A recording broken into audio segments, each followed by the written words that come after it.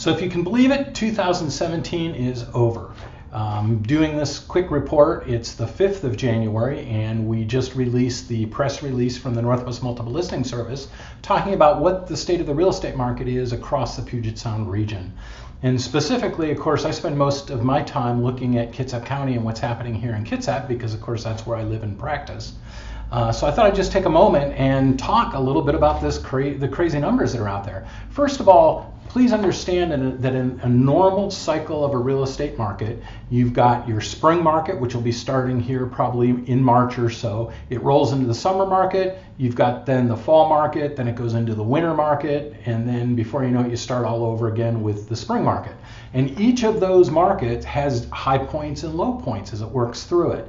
So sometimes people fall into the trap of saying, oh, the market has really slowed down. So a person could say from July to September, or from August to September, let's say, that, oh, the market has slowed in the next 30 days. Well, guess what? It does that every year. Where the real analysis comes into play for trying to figure out what's going on in the market is comparing this market cycle this year to last year's market cycle at the same time. And so if you look at December of 2017 and compare it to December of 2016, and yes, typically the market drops down a little bit in December. The overall activity goes down. The listings go down. People who thought they would want to list their home typically wait until January or February. So the whole market slows down. But the news here is that this December has the lowest inventory that I've ever seen in 27 years that I've done real estate. What does that mean? Is typically in Kitsap County you can expect to see about 1,500 to 1,700 active listings is what I would consider about a normal market. As you know, over the past few years we've been operating in very much of a seller's market, which is no fun. I mean, granted, it's great to be a seller, but the challenge is if you sell your house, where are you going to move? There aren't any homes for you to buy. So, but it does mean that, of course, prices are going up and there's home appreciation. But back to the point, usually 1,500 to 1,700 homes are on the market. We just finished this month out, and I've got the report here, and there are a total of 397 houses on the market in all of Kitsap County. And so that's down 40% from what it was even last year. So that's where the magic is. So now you're going to ask, okay, what's going to happen with 2018? Well, I think you're going to see a lot of the same for 2018, especially in Kitsap County, with the exception of we're already starting out way behind the curve because we have such a lack of inventory. Some people are also asking, what about this new tax code and how is it going to affect buyers and sellers and homeowners and business owners? Well, that'll settle out as time goes by and people will be able to figure that out. There's always the discussion of, is that going to push buyers, is that going to push people into saying, gosh, it's better for me to rent than it is to buy? And so that's always been the discussion. Historically, it's made more sense if you're going to own your home for 2 years or more to certainly buy. If you're not going to live in your home for 2 years or less than 2 years, then of course it would probably make more sense to rent in a normal market where you see 3 to 5% appreciation each year. This time, if you compare this December to last December, we see prices up a little over 12%.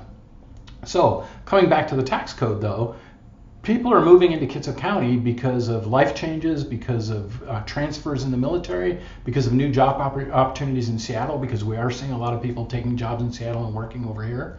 And so they're here to find a place to live. And the challenge is there are no houses for sale on the market, very few, and there are very few rentals available. So I don't think people are going to be thinking about the tax code for the next 6 months or so because they're just trying to find a place to live. I think just to conclude this, I would re-emphasize the importance of a buyer. I know it's tough on buyers. I know we're asking buyers to do a lot, but you need to step back and say, what am I willing to do? What am I willing to give up if indeed I want this house? That means working with a local lender, not some internet lender, not some lender in a different county or a different state, working with a Kitsap County lender, be pre-underwritten. What that means is they've vetted everything, and the underwriter has said, all you need to do is find a house in the price range that we've approved, and you get a successful appraisal, and you get the money. So you need to be pre-underwritten. You want to work with a broker who's going to commit to you. Don't go working with 10 different brokers. Pick one broker, interview them, and then maybe even enter into a buyer agency agreement with them so that way you're committed. Be prepared to put significant earnest money down. Gone are the days where you can put $500 earnest money down for a $300,000 house. Those are way gone. Try as much as you can to upgrade your loan. And I get that, especially in Kitsap County, we have so many veterans who are looking to buy homes. I get the fact that that's one of your benefits to have a VA loan. I'm a veteran. I've used my VA benefits before. But if in today's market, because again, my goal is to just do everything we can to help you be successful in the purchase of a home. If you're coming in with a VA loan or an FHA loan, dig a little deeper and see if there's a way that you can turn that into a conventional loan. Because sellers do look at different offers based on, is it cash?